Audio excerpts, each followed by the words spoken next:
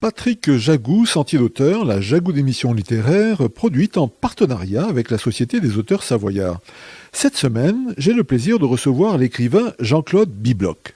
Jean-Claude Bibloch, qui êtes-vous ? Je suis né dans un petit village du Pas-de-Calais. J'ai été ouvrier dans une entreprise de roulement à billes rachetée aujourd'hui par un groupe japonais et j'ai travaillé pendant 44 ans avant d'aller à la retraite. Donc je pense que j'ai largement mérité cette retraite. Je suis un ouvrier de l'écriture. J'ai voulu montrer qu'un ouvrier qui travaille sur machine, qui fait ses 8-10 heures par jour, pouvait aussi faire autre chose. Pendant des années, j'ai écrit sans vouloir publier. Et aujourd'hui, je publie. Bon, j'ai que mon certificat d'études. Et puis, je ne renie pas d'être ouvrier. Bien au contraire, je revendique parce que bon, j'ai pas eu la chance de suivre des études. Étant l'aîné de 10 enfants, on ne demandait pas votre avis pour dire vous alliez continuer les études. Bon, je suis ouvrier, je ne vais pas me dire que j'ai des titres que je n'ai pas. Je suis un ouvrier d'écriture. C'est peut-être beaucoup plus difficile, j'ai pas de bac littéraire, mais j'adore l'écriture, j'adore écrire, j'adore raconter des histoires, j'adore inventer, comme beaucoup d'écrivains d'ailleurs, comme beaucoup d'auteurs. Je me revendique plus comme un auteur qu'un écrivain, parce que bon, un écrivain c'est un titre pompeux, moi je suis un modeste auteur.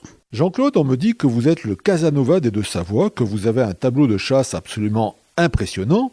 Quel est votre secret ? Vous avez un gros stylo à pompe ?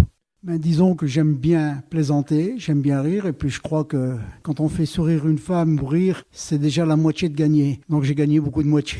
Quant au stylo, eh bien, ce sont mes partenaires qui peuvent le dire. Jean-Claude, dans quelles circonstances avez-vous commencé à écrire ? Eh bien, au bout d'un moment, un grand coup de fatigue et puis quelques mois d'arrêt. Et comme la nature a horreur du vide, je me suis mis à écrire. Bon, j'écrivais des tracts syndicaux, mais là, je me suis mis à une nouvelle. D'une nouvelle, je suis passé à un conte, je suis passé au roman. Et voilà, c'est comme ça que j'ai commencé à écrire. Je dois être au 9e ouvrage. Je pense que quand on a envie d'écrire, c'est le moment donné, il y a un sujet qui nous passionne plus qu'un autre et on se met à écrire sur ce sujet. Jean-Claude, à votre avis, quel est votre meilleur livre, celui qui contient l'essence de votre pensée ? Je crois que celui qui reflète plus ma pensée, c'est le livre que j'ai écrit qui s'appelle Le cargo à l'ancre. C'est la vie de l'entreprise. On dit toujours qu'on est sur le même bateau, mais c'est toujours les mêmes qui rament et c'est toujours les mêmes qui encaissent. Donc, à partir de ce moment-là, c'est celui-là qui reflète vraiment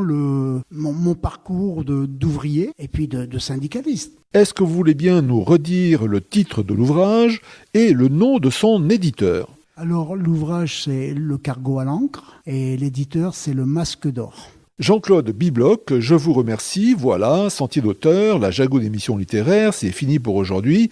Au revoir les amis et à la semaine prochaine si ça vous dit.